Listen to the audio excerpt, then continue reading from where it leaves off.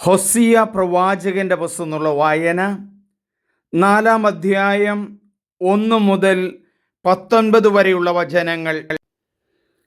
കർത്താവിൻ്റെ ആരോപണം. ഇസ്രായേൽ ജനമേ, കർത്താവിൻ്റെ വാക്കു കേൾക്കുക. ദേശവാസികൾക്കെതിരെ അവിടത്തേക്ക് ഒരു ആരോപണമുണ്ട്. അവിടുത്തെ വിശ്വസ്തതയോ സ്നേഹമോ ഇല്ല. ദൈവവിചാരം ദേശത്ത് അറ്റുപോയിരിക്കുന്നു. ആണയിടിയിലും വഞ്ചനയും കൊലപാതകവും മോഷണവും വ്യഭിചാരവും സീമാതീതമായിരിക്കുന്നു. ഒന്നിനു പുറകെ ഒന്നായി കൊലപാതകം നടക്കുന്നു. അതിനാൽ ദേശം വിലപിക്കുന്നു, അതിലെ സകല നിവാസികളും ക്ഷയിക്കുന്നു. വയലിലെ മൃഗങ്ങളും ആകാശത്തിലെ പറവകളും സമുദ്രത്തിലെ മത്സ്യങ്ങൾ പോലും അപഹരിക്കപ്പെടുന്നു. എന്നാൽ ആരും തർക്കിക്കേണ്ട, കുറ്റപ്പെടുത്തുകയും വേണ്ട. പുരോഹിത, നിനക്കെതിരെയാണ് എൻ്റെ ആരോപണം. പട്ടാപ്പകൽ നീ കാലിടറി വീഴും. പ്രവാചകനും രാത്രി നിന്നോടൊപ്പം കാലിടറി വീഴും. നിന്റെ അമ്മയെ ഞാൻ നശിപ്പിക്കും. അജ്ഞത നിമിത്തം എൻ്റെ ജനം നശിക്കുന്നു. നീ വിജ്ഞാനം തിരസ്കരിച്ചതുകൊണ്ട് എൻ്റെ പുരോഹിതനായിരിക്കുന്നതിൽ നിന്ന് നിന്നെ ഞാൻ തിരസ്കരിക്കുന്നു. നീ നിന്റെ ദൈവത്തിൻ്റെ കൽപ്പന വിസ്മരിച്ചതുകൊണ്ട് ഞാനും നിന്റെ സന്തതികളെ വിസ്മരിക്കും. അവർ പെരുകിയതോടൊപ്പം എനിക്കെതിരായുള്ള അവരുടെ പാപവും പെരുകി. അവരുടെ മഹിമ ഞാൻ അപമാനമായി മാറും. എൻ്റെ ജനത്തിൻ്റെ പാപം കൊണ്ട് അവർ ഉപജീവനം കഴിക്കുന്നു. അവരുടെ തിന്മ അവർ അത്യധികം കാംക്ഷിക്കുന്നു. പുരോഹിതനെ പോലെ തന്നെ ജനവും അവരുടെ ദുർമാർഗങ്ങൾക്ക് അവരെ ഞാൻ ശിക്ഷിക്കും. അവരുടെ പ്രവൃത്തികൾക്ക് ഞാൻ പ്രതികാരം ചെയ്യും. അവർ ഭക്ഷിക്കും, തൃപ്തരാവുകയില്ല. പരസംഗം ചെയ്യും, പെരുകുകയില്ല. കാരണം വ്യഭിചാരത്തിൽ മുഴുകുവാനായി അവർ കർത്താവിനെ പരിത്യജിച്ചു. വീഞ്ഞും പുതുവീഞ്ഞും സുബോധം കെടുത്തും. തടിക്കഷണത്തോടെ എൻ്റെ ജനം ഓരോ സംഗതി ആരായുന്നു. അവരുടെ ദണ്ഡ് അവർക്ക് പ്രവചനം അരുളുന്നു. വ്യഭിചാരത്തിൻ്റെ ദുർഭൂതം അവരെ വഴിതെറ്റിച്ചു. പരസംഗത്തിനു വേണ്ടി തങ്ങളുടെ ദൈവത്തെ അവർ പരിത്യജിച്ചു. ഗിരിശൃംഗങ്ങളിൽ നിന്ന് അവർ ബലിയർപ്പിക്കുന്നു. കാരുവേലകത്തിൻ്റെയും പുന്നയുടെയും ആലിൻ്റെയും ചുവട്ടിലും അവർ അർച്ചന നടത്തുന്നു. അവയുടെ തണൽ സുഖം നൽകുന്നു. നിങ്ങളുടെ പുത്രിമാർ വേശ്യാവൃത്തി നടത്തുന്നു. നിങ്ങളുടെ ഭാര്യമാർ പരസംഗം ചെയ്യുന്നു. വേശ്യാവൃത്തി ചെയ്യുന്നതിന് നിങ്ങളുടെ പുത്രിമാരെയോ വ്യഭിചരിക്കുന്നതിന് നിങ്ങളുടെ ഭാര്യമാരെയോ ഞാൻ ശിക്ഷിക്കുകയില്ല.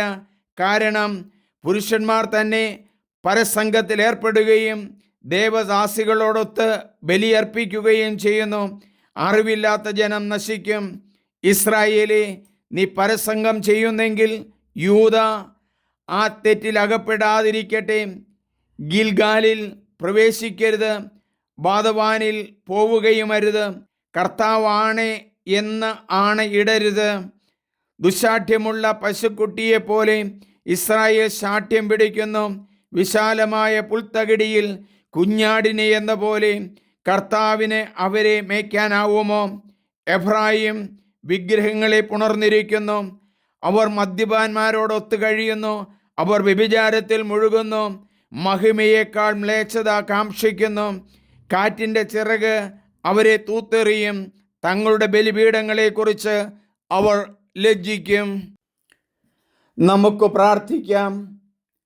ദൈവമേ, ഹോസിയ പ്രവാചകനിലൂടെ 4-ാം അധ്യായത്തിൽ 1 മുതൽ 19 വരെയുള്ള വചനങ്ങളിൽ ഇസ്രായേൽ ജനതയുടെ ഒരു പാപക്കൂമ്പാരമാണല്ലോ നിരത്തുന്നത്.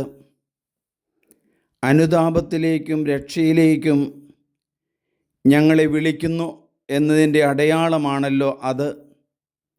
ഹോസിയ പ്രവാചകൻ്റെ കാലത്തെ പോലെ ഇപ്പോഴും മദ്യപാനത്തിൻ്റെ പാപങ്ങൾ, വ്യഭിചാരത്തിൻ്റെ പാപങ്ങൾ, അഴിമതിയുടെ പാപങ്ങൾ, പല രൂപത്തിൽ ഗർഭം ധരിച്ച് പാപത്തിൻ്റെ അണലി സർപ്പങ്ങളെ പ്രസവിക്കുന്നത് ഞങ്ങൾ കാണുന്നു.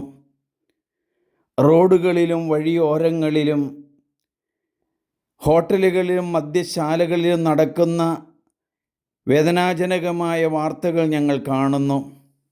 ദൈവമേ, എല്ലാ ജനതയെയും ദൈവസ്നേഹത്തിലേക്ക് കൊണ്ടുവരുവാനും പാപത്തിൻ്റെ മാർഗങ്ങൾ ഉപേക്ഷിക്കാനും അവരെ പഠിപ്പിക്കാൻ വചനം പങ്കുവയ്ക്കുന്ന എല്ലാവർക്കും അങ്ങ് അവസരം നൽകുന്നുണ്ടല്ലോ. പുരോഹിതന്മാരുടെയും പ്രവാചകന്മാരുടെയും പാപങ്ങൾ പോലും എടുത്തു പറയുന്നുണ്ടല്ലോ പ്രവാചകൻ.